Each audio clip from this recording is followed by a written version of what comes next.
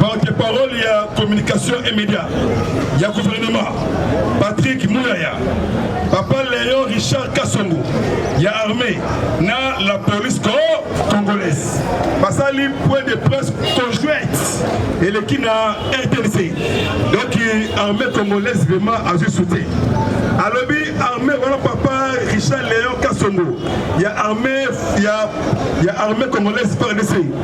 À l'objet, armée, à la force aérienne, à la base logistique. Mututu a créé une sécurité dans l'Est.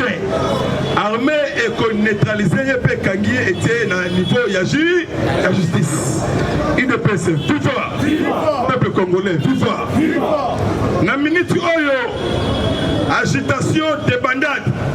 Dans tous les parrains, il y a des groupes armés. Rwanda, Burundi, Uganda, Tanzanie, na Awa, na province ya Kinshasa. Parce que c'est Kabalou, Jamel Mukuru, ba Ougandais, oh basala ka ba terrain na territoire ya RDC. Lobby moto et peli makas. Meeting aérien, force armée congolaise. Bauti Koboma 13 personnes. Ya Maïmaï Chini ya Kilima. 14 personnes capturées. Bravo pour l'armée congolaise. Je suis FARDC. Je suis FARDC. Pour mettre fin, il y a des moraux rwandais, ougandais, tanzaniens. Oh, Bakoti, on a 20 ans. Naloba. Agitation des bandades.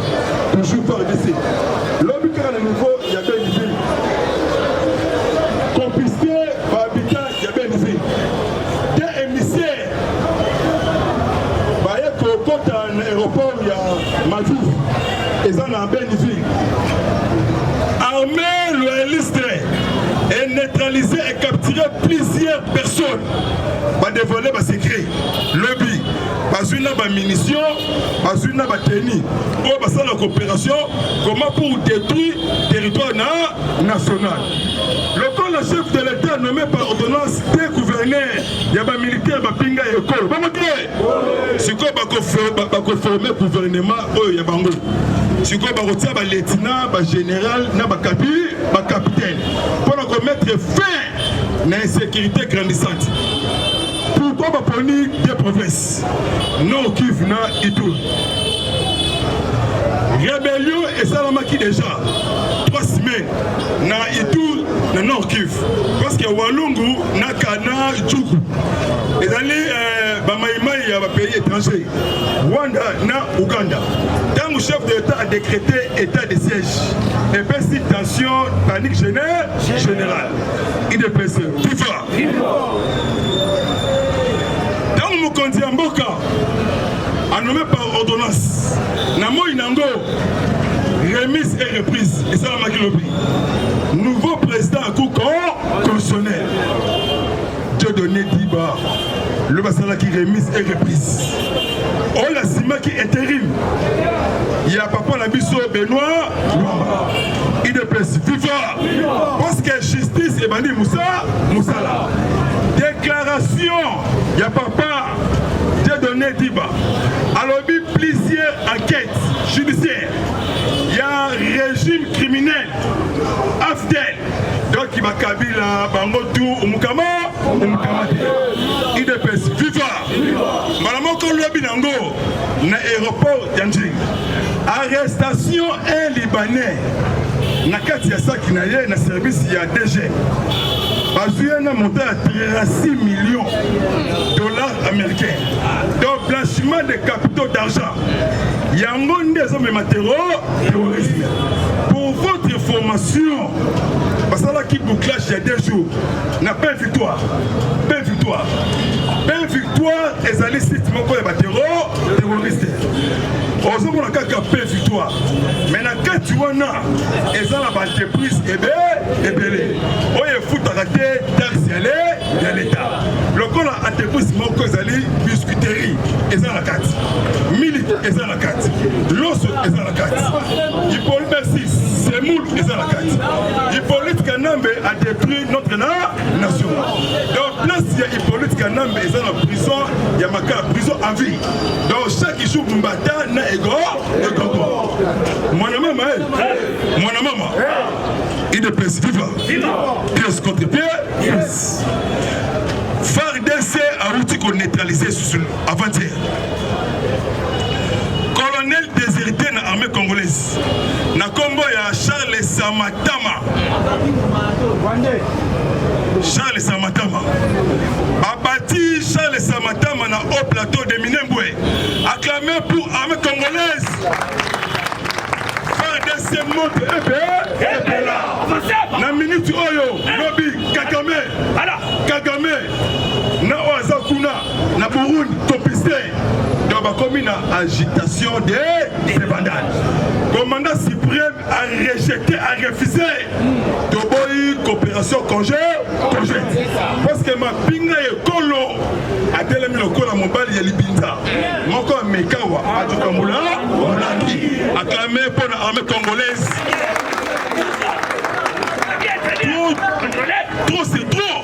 L'objet Otali Patrick Mouyaya, Otali Papa Richel Léon Kassongo, il y a la police, Papa si les sons n'amènent de Omalanga, et Kindo Bika, acclamé pour le chef de l'État. Aujourd'hui, le ministre des médias et communication, Patrick Mouyaya, costume noir, Hôtel La Simalokola, le plateau, il y a France, TV5 Monde. Au du côté de la police, tenue militaire. Au du côté, il y a armée. Par tout, même les noirs. Il est précis, vivant. Maman Bazaïba, en tout cas, maman changé. Maman Bazaïba est lenki. Abandi Moussala. Donc, soutenir gouvernement, soutenir vision. Il y a chef de l'État et son gouvernement. Très bien. Mais même Moussika, mon Mboka, l'Ongola tribalisme. Au moment de sauver notre pays.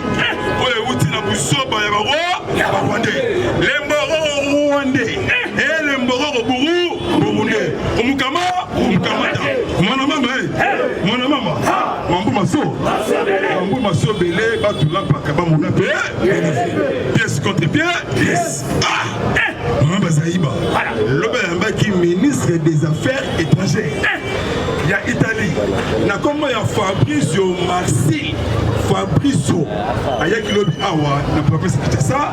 À côté de la Bazaïba, il y avait Hôtel Bazaïba Santé. Yango. Alors, il y a numéro 4 Kanam Noko. Yuka Fabrizio. Alors, le 22 juillet, ils allaient sommet à G20. Terminé Yango. Planète le plus prospérité. Donc dans la forêt, mon quoi qui toko. En tout cas, moi que ça paradis. Paradis. Dans la paradis. Donc avec Fatih, ça va. Donc le pays est changé à des autres. Pièce contre pièce. Moi si il y a Delphin Kaïmi, Andimi Asamba. Alors bah vérité. Yende Yebissus, il y a assassinat, mort brutal. Il y a Delphin Kaïmi. Hippolyte Kanambe porté disparu. Abata Minandaku Yaba Sosue m'a bienvenu. Parce que finalement comme Adagé. Parce que l'homme chef de l'État a outil concordé audience. Na représentant, il y a Antonio Guterres. Donc Maman Bitou Keïta. Parce que là qui n'a cité l'Union africaine. Odali Fatih Nabiso, quelle sagesse. Très intelligent, un grand diplomate, donc un grand politicien génie. Oui, c'est la matinée dans le monde de Bobimba. Dans un linga Fatih, pourquoi? Dans une monde à Yamboka. Très bien. On te dit maman na ye, papa na ye. Bon, on va finir biso parce qu'il va être étranger. Parce qu'il faut Congolais, il faut soutenir Mboka na ye. Je vous assure vous, le colon Kondi Mboka a décrété, a nommé na Est Kuna, Yokaba Oyo, Naloba. Président Assalaki descend Timoko la France pour 2 jours. À côté de la Macron Emmanuel. Malaliboso, président congolais, Abeta président français na l'IPK. On a habitué Mastabema Zalaka Kalme. Dans des patrons, il y a Afrique Mobimba. Allez, allons-y. De quoi on a Champs-Élysées. Ma continue à Élysée, tactique. Yoka Pachi. Yozali partenaire, il y a Afrique, il y a RDC. Et pour oublier la base logistique. Armée égyptienne, c'est là qui annonce mon corps, baso pouillé armée congolaise. Lobby délégation égyptienne, Bakita qui na niveau de France, lobby. Merci lobby. Ba signé accord mon corps. Lobby Égypte, papa, yo aux rebelles ougandais, aux rebelles rwandais, et yango yo déposé bimaka. Pour au sein de l'oko mon corps. Donc tout ça qu'on répliqué. Donc il est na kati ya Rwanda, ti Uganda, dans Rwanda, Uganda, Burundi et commune. Il y a RDC. Bon côté. Lobby accord va signer lobby. Égypte, ils sont mis 30 avions. 30 avions Rafale. N'a monté à 4 milliards d'euros. C'est quoi Yoka? Papa, Yoka bon. France a allé gendarme à Afrique. C'est quoi à Tekeli, Égypte? 30 avions. Tekeli, Rafale, même 30. À Tekeli. C'est quoi avion égyptien? C'est là qui descend. Awa. Semaine wana na aéroport Yanchil dans le bas ce que l'armée wana ils ont appuyé l'armée congolaise pour la traquer tous les forces négatives. Donc on a vu ce que match est bien donc Fatia Soukis Bango donc Bame Yungana opération Mutuna naïe. Pendant que nous avons reçu qui s'est dans mon monument à Koli, nous avons découvert pour crier, parce que le jour où nous avons vraiment pour dénoncer Bantiva Valère. Donc, c'est une agile à l'Ingeti, à qui nous reçoit la paix enquête, pardon, audit, dans le ministère, il y a affaires foncières. Parce que l'audit, parce que tout le monde a clarité dans le mandat qu'il y a l'État. Il y a des Kabylie qui vont dans l'État en désordre. Lobby FBI, dans la salle de publication, FBI, par le but personne sanguinaire, économie à Congolais, les milliardaires rwandais, congolais, les milliardaires burundais, tous les membres bloqués dans FBI américain. Par le but tout on est un trésor public pour l'intérêt général. Pièce contre pièce. Pendant que nous avons ce qui ça. Zoé visé par une motion de Sassi. Zoé Kabila. Sur 24 députés provinciaux, 13 personnes ont visé Zoé et son gouvernement. Dans Zoé, Tanganyika, le gouvernement Tanganyika préfabriqué. Dans Zoé, déjà visé, déjà accueilli. Na mitolo baboué, na kati est déjà Kambeza ya Kouinda. L'opération est bandie. L'obinde, hélicoptère et mataki. Et Tamboliwana, et c'est le film béton Rambo 6. Et Bettina, Kati ya forêt. En rebelle, il va déposer Mandouki. Kabila, porté disparu. Olive Lembe, Soso, va bienvenue. Bientôt au Mukamata, au Mubambe. Pendant que nous avons su qui ça, Gentini Ngobila, a un problème sérieux. Problème, il y a Yumbi. Problème, il y a gestion. Il y a Awa, il y a Awa. Il y a Yumbi. Sukoyo, Gentini Ngobila a outil qu'on nommé Rita Bola. Comme coordonnateur, il y a anti-fraude. Et ça, il y a une capacité à Ngobila. Il y a une capacité à Ofida. Bon côté, il y a Ofida. C'est quoi, Rita Bola, Azalaka, ancien DG. Il y a DGK.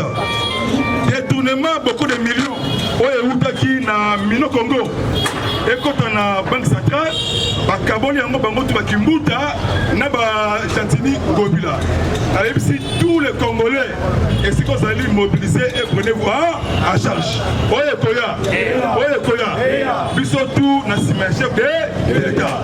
Biso Nyoso tout, Nassima, armée congolaise. Domoni Abechole, Mbalaliboso Abechole, a déposé dossier na Mesa, il y a bateau basa cité, na la tuerie à Est. De ici à Bécholi, que vous avez été les Gambouya 9000 écoles fictives.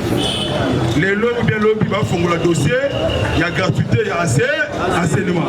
Donc, Bakonga a 20 ans sous prison à vie. Merci vraiment pour créer mon colis à ce qui ça. IDP, c'est viva! IDP, c'est viva! Batimbe!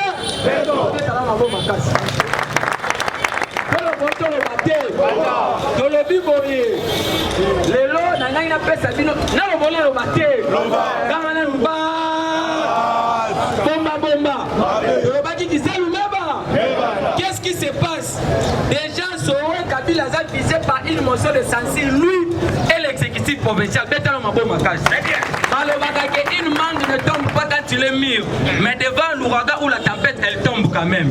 UDP c'est viva. Bomba. Yoka Siko, déclaration conjointe, il y a gouvernement, il y a armée et la police. Les porte-parole, il y a armée, c'est pour la première fois parce que tant que Kabila Zalaki n'a jamais moka, attends, tout le monde qui porte-parole et armée. UDP c'est viva. Les porte-parole, il y a armée, lobby boye, lobby. À lobby, nous avons toutes les capacités logistiques de contenir les ennemis.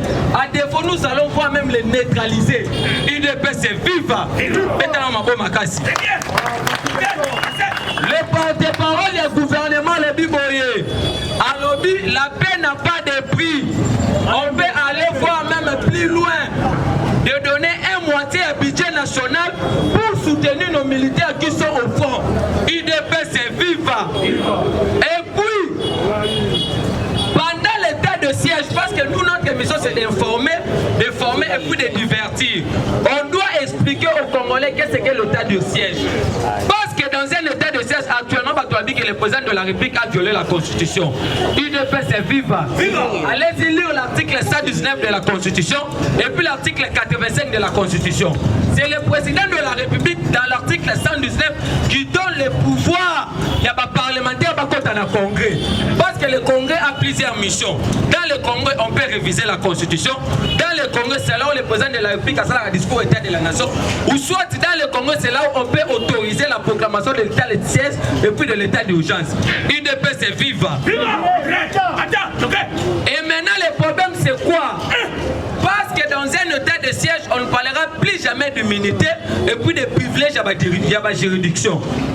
Actuellement, nos militaires, dotés d'un pouvoir absolu par le commandant suprême qui s'appelle Félix Tshilombo.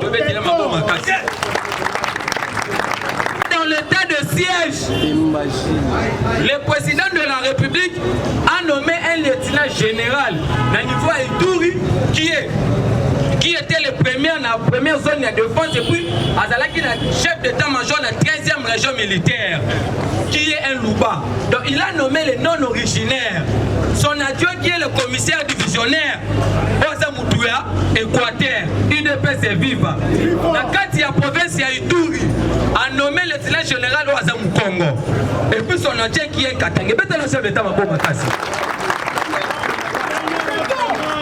puis maintenant, qu'est-ce qui va se passer? Nos militaires, comme ils sont dotés d'un pouvoir absolu pendant l'état de siège, ils auront tous les monopoles de donner des décisions ou soit il y a par modalité ou utile pour l'état de siège. Mais il y a une prérogative nationalité. Parce que les mêmes ordonnances de pouvoir leur a donné le pouvoir de perquisition jour et nuit, d'interdire quelques publications et puis quelques marches populaires. C'est pour cela que vous avez vu les porte-parole du gouvernement Lobi Boye. Pendant l'état de siège, parce qu'avant l'ennemi, à côté de la bino, il faut complicité et interne. Et maintenant, l'ordonnance du chef d'État a donné à nos militaires pouvoir perquisitionner complicité totale à Kati Armeko. UDP c'est viva. Yango au moniteur le président de la République, le conseil des ministres, nous avons deux priorités. C'est la sécurité à l'est du pays et puis le social du peuple. Les deux premières priorités, c'est la sécurité. Alors c'est depuis 20 ans qu'on n'avait jamais fusionné pour décréter l'état de siège. C'est pour cela que nous on dit ceci. Mobilisons-nous comme un seul peuple, une seule armée, un seul commandant suprême pour vaincre la sécurité à l'est du pays. Yango maintenant, Maman Eve Bazaïba, quand on est président Miyaka Lobi, a ça invité na Naples, na Katia Italie, pour un sommet à G20, pour la priorité politique environnementale, et bien dans ma bonne macasse. Il ne peut se vivre. Il y a un moment où il y a une instrumentalisation, il sabotage parce que les militaires sont au front. Mais maintenant, il fallait aussi décréter qu'on a Tanganyika à la Sud Kivu. Mais c'était ces gens-là à l'époque, parce que tous ces gens-là ont siégé avec Joseph Kabila par rapport à la sécurité de la SCPI. Comme le président de la République est déterminé de remettre, parce que je ne me sentirai jamais à l'aise tant que ma compatriote ne soit pas pour faire la SCPI. Il ne peut se vivre. C'est pour cela, lui, sur le collier à lui, l'État nous fait des fois à me peler au Blabino Zaki qui m'a appelé Simon Nakouli. Awa Tozana Boulevard, poids lourd, entrée Ndolo, numéro 37. Awa Tozote Kaba produits alimentaires en gros et en détail. N'a pris à le peuple d'abord, maison les greniers, prix à moins cher, Fachi Béton, Tolia, Totonda. Bana Congo, Bana Mikili, monde entier, Mobimba, Baoui Balinga Wolanda Yokason, Tala Mokili Moni, Ozo Kate Moué Loko Ezali. Donc chez Papa Laurent, na maison les greniers, na maman na nous, Okokoma wana, so komi, Okomona ba prix, Oya Babiloko, même niveau ya Bruxelles. Donc produit on est toujours à Bruxelles pour en désordre. Kende kuna yomoko missionnaire témoin. Ko vanda te pour ça na pembeni, on vivre qui vivra verra. Tango ko koma yo ko comprendre que te masole za lindenge nini. Kolia kotonda nyata borto Fachibe.